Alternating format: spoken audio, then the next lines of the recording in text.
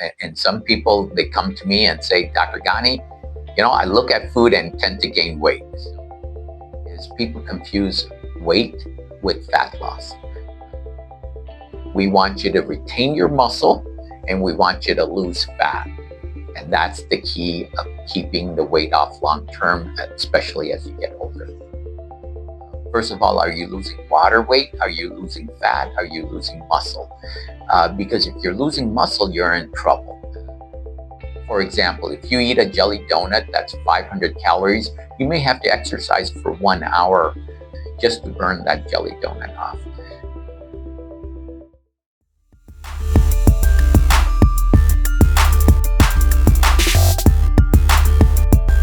Welcome to 1 Pound at a Time, the Thin Fast MD podcast, where we break down the science, myths, and real solutions behind sustainable weight loss with medical director Dr. Ehtesham Ghani. Doctor, many people diet again and again, yet still regain the weight. Why does this happen? Hello, this is Dr. Ghani from Thin Fast MD, and we are answering questions today.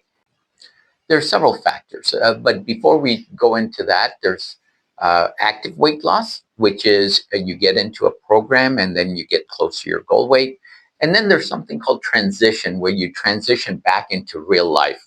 And hopefully you've broken all the habits that got you into the problem in the first place. And the third and most important part is long-term maintenance, where what we do is we watch you very carefully and we keep the weight off once and for all. And that's how you become successful in getting to your goal and keeping you at your goal weight.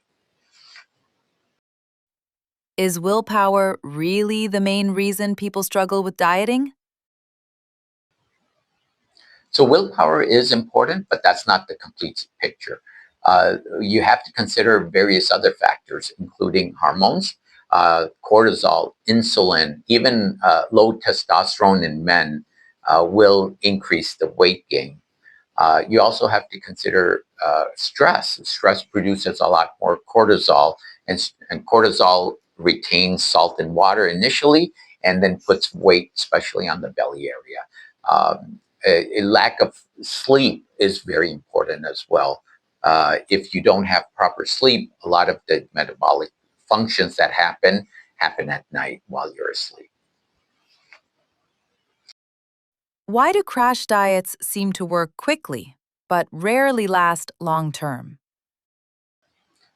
So you have to consider a few things in crash diets.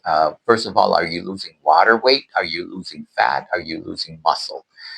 Because if you're losing muscle, you're in trouble because you're going to regain the weight and your basal metabolic rate will be a lot slower and you'll regain the weight faster. So your goal is to lose the fat but retain the muscle. So that's why crash diets often fail is because you're losing weight, too much muscle. If you cannot meet your daily intake of protein, your goal is 1 gram of protein per pound that you weigh. So for example, if you weigh 150 pounds, your goal should be somewhere around 150 grams of protein. And it's very difficult to eat 150 grams of protein. That's why we made Optitrim MD. It has 36 grams of protein per serving. So if you have 2 or 3 servings a day, you're well on your way to achieving your goal of 1 gram of protein per pound. Some patients say they eat very little, yet still don't lose weight. How is that possible? A lot of this is your basal metabolic rate. That means the amount of calories you burn while you're sitting there doing nothing. So your breathing, your heart rate, your digestion, etc. So if you're burning, let's say, 1,776 calories a day, and if you eat 1,777 calories or more, you'll gain weight. If you eat 1,775 calories or less, you'll lose weight. And it's 3,500 calories to gain 1 pound of fat or to lose 1 pound of fat. So in my example, if you eat 1,276 calories a day, you'll have a deficit of 500 calories a day. So every 7th day, you'll lose 1 pound of fat. And that's what the math is, and math doesn't lie. Why does losing weight become more difficult as we get older? The biggest factor as we get older is you lose a lot of lean muscle mass. So lean muscle mass is 70% of your BMR, or your basal metabolic rate, or some people call it their resting metabolic rate. So your BMR is the amount of calories you burn while you're sitting there doing absolutely nothing. So the more lean muscle you have, the higher your metabolic rate is. As you get older, you lose a lot of muscle, so hence your BMR goes down.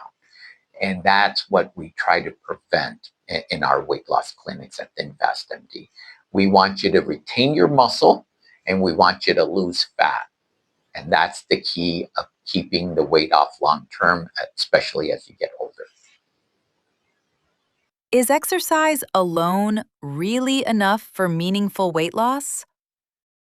Exercise is just part of the answer. You also have to consider how much you're eating and the composition of those calories. When you exercise, you may burn 300-400 calories, but if you're not eating properly, you're going to gain the weight. For example, if you eat a jelly donut that's 500 calories, you may have to exercise for 1 hour just to burn that jelly donut off. For example, if you exercise 100 calories every single day, in 1 month, you'll burn about 3,000 calories. Remember, it's 3,500 calories to lose 1 pound of fat. So even if you exercised every single day for 1 month, you may just lose a little bit less than 1 pound. So therefore, eating right is the key to losing weight. You cannot eat bad and exercise those calories off. Why do many people lose motivation after just a few weeks of dieting? So motivation is a very important factor in continuing to lose weight. You have to be motivated by not just you internally, but your family and friends. And that's why in our program, we have group sessions that we meet once a week. A lot of our patients will become friends, and they will motivate each other. You should follow us on ThinFast MD, and we will give you tips on how to keep you motivated. Tips like it's better to wear Italian than to eat Italian. Thank you very much. Is it true that the body has a natural set point weight? Yes, the body does have a set point after which the body gets resistant to further weight loss. Some people lose weight every single week like clockwork. Some people lose weight and then they plateau, and then they'll take another step down and then they'll plateau again. So you reach the same amount of weight, but it depends on how your genetic makeup is, and that will determine how you lose the weight. The other thing you have to consider is genetics. In 30 years of doing weight loss, I've noted a few things, and this is my opinion, that if you're genetically from a poor country in which there was famines, for example, if you're Irish or from certain parts of Africa, your metabolic rate is very, very low. So that means you can survive while eating very little.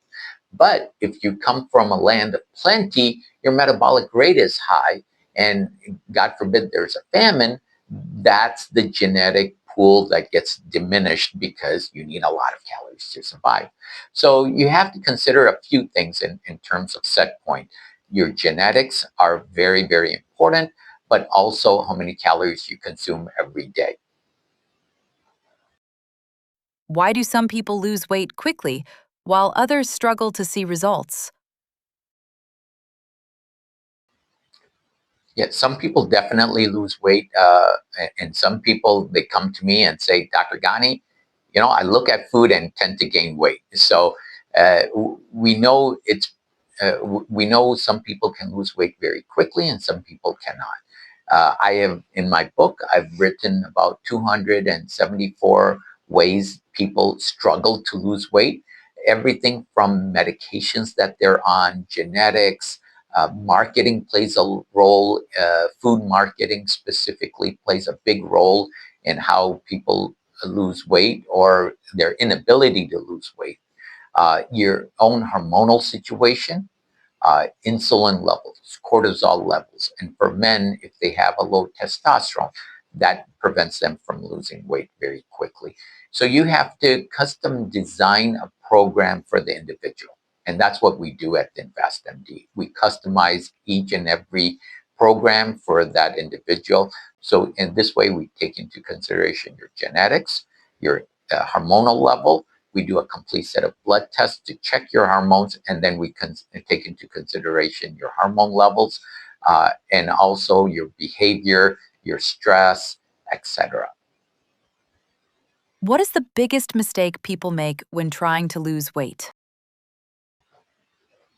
So the biggest mistake I see over the last 30 years of doing weight management is people confuse weight with fat loss. Uh, weight loss, uh, weight loss is very important, but you have to retain muscle and lose the fat. So if you lose 5 pounds of fat, you'll see 5 pounds of weight loss on the scale. If you lose 5 pounds of water, you'll see 5 pounds less on the scales. But unfortunately, even if you lose 5 pounds of muscle, you'll still see 5 pounds of weight loss on the scale. So your goal is to lose the fat, but retain the muscle. At ThinFast MD, we actually do a body composition where we can see how much fat, how much muscle, and how much water you have. And then at ThinFast MD, with our multiple customizable programs, we make sure you lose the fat and retain the muscle. Thanks for listening to 1 Pound at a Time. If you found this episode helpful, follow the podcast and share it with someone who may benefit from it. For more guidance on medically supervised weight loss, visit ThinFast MD. We'll see you in the next episode.